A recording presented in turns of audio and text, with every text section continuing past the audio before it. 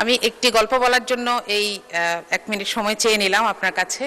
সেটা হচ্ছে একজন দেশের অর্থমন্ত্রী মিস্টার এক্স যেদিন প্রথম অফিস করলেন তিনি দেখলেন তার টেবিলে 3টা খাম, তিনি এবং উপরে লেখা কোনো সমস্যায় পড়লে এই খামটি খুলবেন।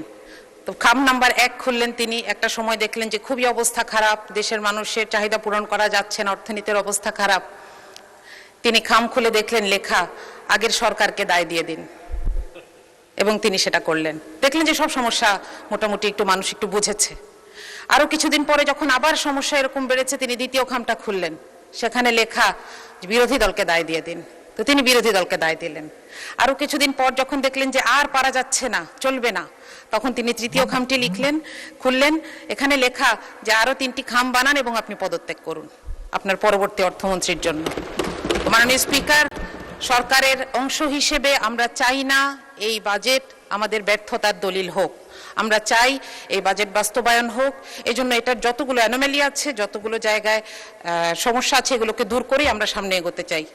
আমাদেরকে আরও একটি জিনিস বিব্রত করে যে এই সংসদে এমন 11 জন ঋণ খেলাপি আছেন একই দল থেকে, যাদেরকে দেখলে এখন মনে হচ্ছে যে এই ঋণ খেলাপির পরিমাণটা আমাদের জন্য একটি বোঝা। আমি যদি আপনাকে সংখ্যাটি বলি, এই বাজেটে ঋণ খেলাপির আমাদের মোট পরিমাণ 6,44,000 কোটি এবং করের পরিমাণ 6,95,000 কোটি। মাঝে মধ্যে মনে হয় যে এই বছরটা যদি আমরা এই ঋণগুলো ফেরত পেতাম, আমরা অন্তত একটা বছর করবিহীন জীবনযাপন করতে পারতাম। মাননীয় স্পিকার, এই ঋণের এই যে রাজস্ব আদায়ের লক্ষ্য, এটা আদায়ে এনবিআর 30 বার ব্যর্থ হয়েছে। তারপরও আমরা এবার একটি অবাস্তব প্ল্যান এনবিআরের উপর চাপিয়ে দিয়েছি, যেটার কোনো ইনফ্রাস্ট্রাকচার এনবিআরের নাই। এটা বারবার বলা হচ্ছে কাঠামোগত সংস্কার ছাড়া এই কর আদায় করা সম্ভব নয়, কিন্তু সেটার কোনো সুস্পষ্ট সংস্কার প্রস্তাব ছাড়াই আমরা এমন একটি প্রস্তাব দেখতে পাচ্ছি এ বাজেটে। আমরা জানি না যে সরকারের হাতে কোন আলাদিনের চেরাগ আছে। মাননীয় স্পিকার, আমাদের বাজেটের স্লোগানে আছে অর্থনৈতিক গণতন্ত্রায়ন। আমি জানি না যে এই কারণেই কিনা বাংলাদেশের সবচাইতে বড় ব্যাংকটিকে এবং সবচাইতে বিখ্যাত সেবামূলক হাসপাতালটিকে খুব দুঃখজনকভাবে একটি বিপর্যয়ের শিকার হতে হচ্ছে। এর কারণ হচ্ছে রাজনৈতিক কুধারণা। আমি বলবো এটি রাজনৈতিক কুধারণা, কারণ এগুলোকে আর্থিক প্রতিষ্ঠান হিসেবে না দেখে সরকার বিরোধী দলের প্রতিষ্ঠান হিসেবে দেখছে, যেটি সুস্পষ্ট অসত্য। মাননীয় স্পিকার, গতকাল আমি একটি ফোন কল পেয়েছি। একজন মা আমাকে ফোন করেছেন। উনি সম্ভবত কোথাও থেকে আমার নাম্বার পেয়েছেন। উনি কাঁদছিলেন। উনি বেসরকারি চাকরি করেন। তিনি বলছিলেন যে আপা, আপনি সংসদে একটু বলবেন যে প্রধানমন্ত্রীকে আমরাও ভোট দিয়েছি, কিন্তু আমাদের জন্য তো কোনো নির্দেশনা নাই। আমি নিজেও এখানে আসার আগে একটি বেসরকারি চাকরিতে ছিলাম। আমরা জানি কি অমানবিক আচরণ এই বেসরকারি চাকুরিদের সাথে করা হয়। তাদের জন্য এখানে কোনো নির্দেশনা নাই। আমি আশা করব যে সরকারি পে স্কেলের পাশাপাশি বেসরকারি পে স্কেলের ব্যাপারেও কিছু নির্দেশনা আসুক। এটার অভাবেই সরকারি চাকরিতে চান্স পাওয়ার জন্য এই ঘুষ বাণিজ্য, নিয়োগ বাণিজ্য হয়ে থাকে। মাননীয় স্পিকার, আমরা এখানে একটি দুঃখজনক কথা বলতে চাই। সেটা হচ্ছে আমাদের প্রধানমন্ত্রী, আমাদের সবার প্রধানমন্ত্রী, বাংলাদেশের প্রধানমন্ত্রী, তিনি যখন একটি এআই জেনারেটেড ছবি দিয়ে একটি বিবৃতি দেন, তখন আমরা জাতি হিসেবে বিব্রত হই। আমি আপনাকে অনুরোধ করব, আপনার মাধ্যমে প্রধানমন্ত্রীকে অনুরোধ করব এই ব্যাপারে তাকে যারা ইনফরমেশন দেন তাদের সাথে এই ব্যাপারটি ক্লিয়ার করে নেওয়ার জন্য। মাননীয় স্পিকার, আমি একটু শিক্ষা বাজেট নিয়ে বলতে চাই। আমি একজন শিক্ষক, সেই জায়গা থেকে আমি একটু শিক্ষা বাজেটের ব্যাপারে কথা বলতে চাই। প্রথমত, এখানে 5%-এর একটি কথা বলা হয়েছে যে এটি ধীরে ধীরে অর্জন করার চেষ্টা করা হবে, কিন্তু এটার কোনো টাইম বাউন্ড রোডম্যাপ নাই। দ্বিতীয়ত, আমাদের সমস্যা কিন্তু বরাদ্দে নয়, আমাদের সমস্যা হচ্ছে সক্ষমতায়।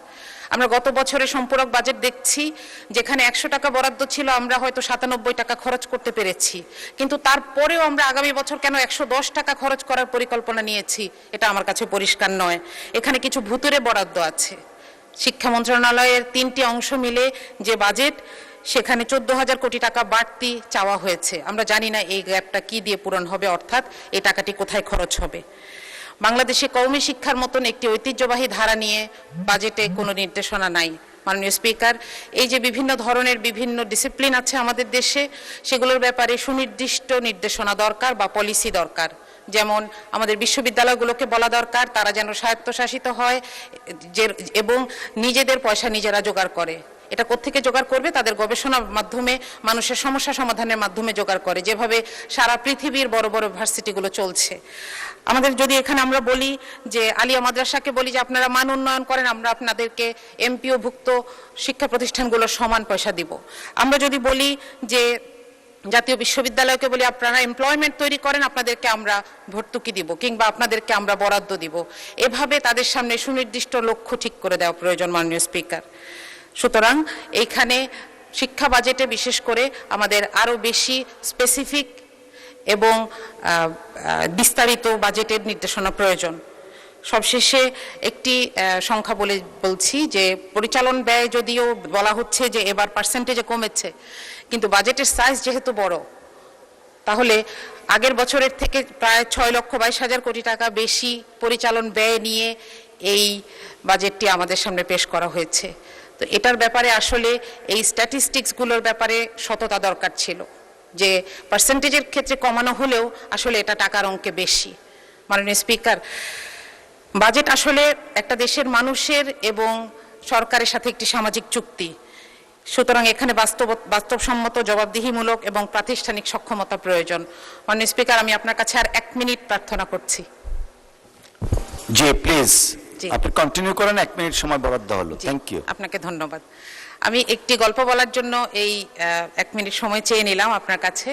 সেটা হচ্ছে একজন দেশের অর্থমন্ত্রী মিস্টার এক্স যেদিন প্রথম অফিস করলেন, তিনি দেখলেন তার টেবিলে 3টা খাম, তিনি এবং উপরে লেখা কোনো সমস্যায় পড়লে এই খামটি খুলবেন। তো খাম নাম্বার 1 খুললেন তিনি। একটা সময় দেখলেন যে খুবই অবস্থা খারাপ, দেশের মানুষের চাহিদা পূরণ করা যাচ্ছে না, অর্থনীতির অবস্থা খারাপ। তিনি খাম খুলে দেখলেন লেখা আগের সরকারকে দায় দিয়ে দিন, এবং তিনি সেটা করলেন। দেখলেন যে সব সমস্যা মোটামুটি মানুষ একটু বুঝেছে। আরো কিছুদিন পরে যখন আবার সমস্যা এরকম বেড়েছে, তিনি দ্বিতীয় খামটা খুললেন, সেখানে লেখা বিরোধী দলকে দায় দিয়ে দিন। তো তিনি বিরোধী দলকে দায় দিলেন। আরো কিছুদিন পর যখন দেখলেন যে আর পারা যাচ্ছে না, চলবে না, তখন তিনি তৃতীয় খামটি খুললেন, এখানে লেখা যে আরো 3টি খাম বানান এবং আপনি পদত্যাগ করুন আপনার পরবর্তী অর্থমন্ত্রীর জন্য। মাননীয় স্পিকার, সরকারের অংশ হিসেবে আমরা চাই না এই বাজেট আমাদের ব্যর্থতার দলিল হোক। আমরা চাই এই বাজেট বাস্তবায়ন হোক। এজন্য এটার যতগুলো অ্যানোমালি আছে, যতগুলো জায়গায় সমস্যা আছে, এগুলোকে দূর করেই আমরা সামনে